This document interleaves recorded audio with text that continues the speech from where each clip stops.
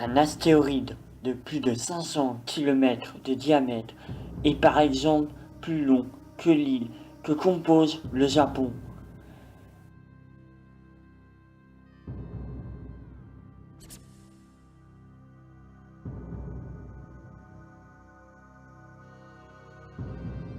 Le point d'impact a été situé en plein océan Pacifique, entre le Japon et l'Australie.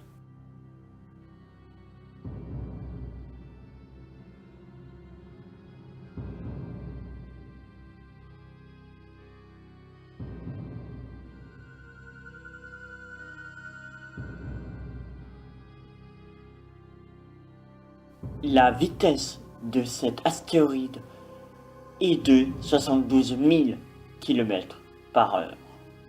Mais comme il est énorme, tout est en ralenti. Sous le choc de l'impact, la croûte terrestre, qui est épais d'une dizaine de kilomètres, se décolle du manteau, provoquant un creux tsunami, c'est-à-dire un raz-de-marée de croûte terrestre. La fine pellicule blanche, ce sont les 4000 mètres des océans.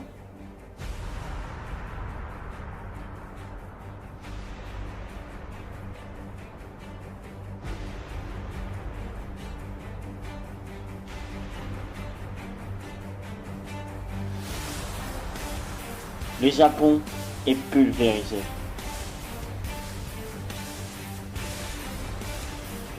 Des gigantesques débris sont projetés au-delà de l'atmosphère à plusieurs milliers de kilomètres de la surface de la Terre avant de retomber comme autant de bombes à forte puissance.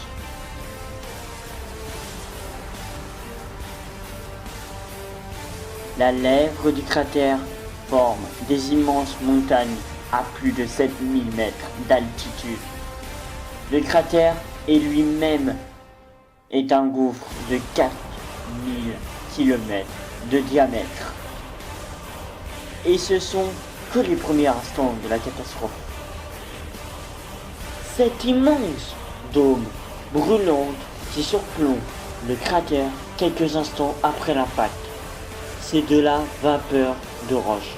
10 milliards de tonnes de roche directement transformées en vapeur de roche.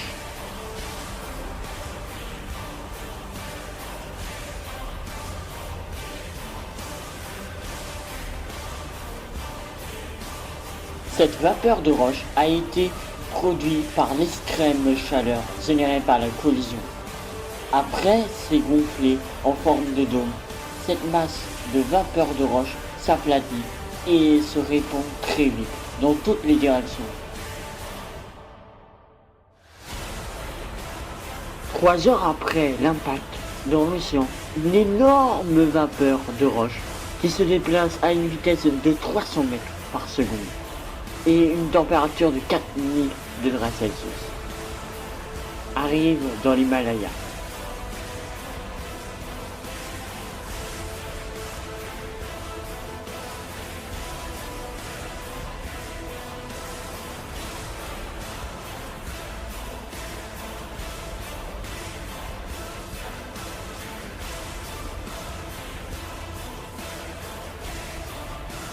Maintenant, cette vapeur de roche atteint l'Amazonie, à l'opposé du point d'impact.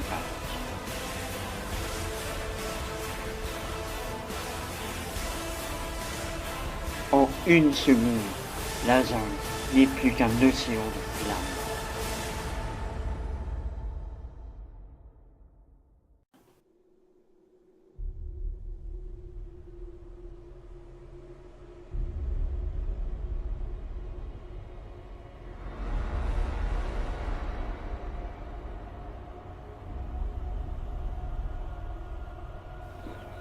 « 24 heures après l'impact, la Terre est entourée de vapeur de roche à haute température et recouvre la surface du globe pendant un an.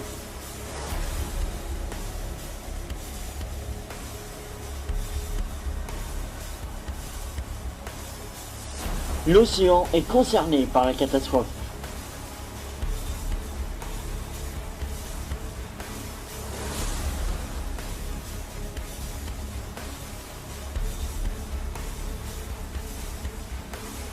Sa surface bouillonne de toutes parts, alors que la vapeur de roche vient tout juste d'envelopper la Terre.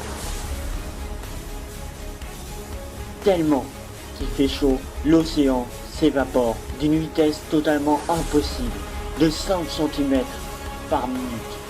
Une fois que l'océan est totalement évaporé, le sel ne tient pas en place et s'évapore.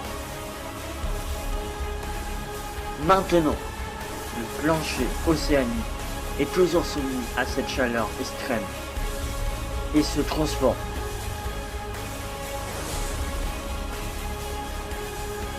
Un mois plus tard, voici comment la Terre va être après l'impact d'une météorite de 500 km de diamètre.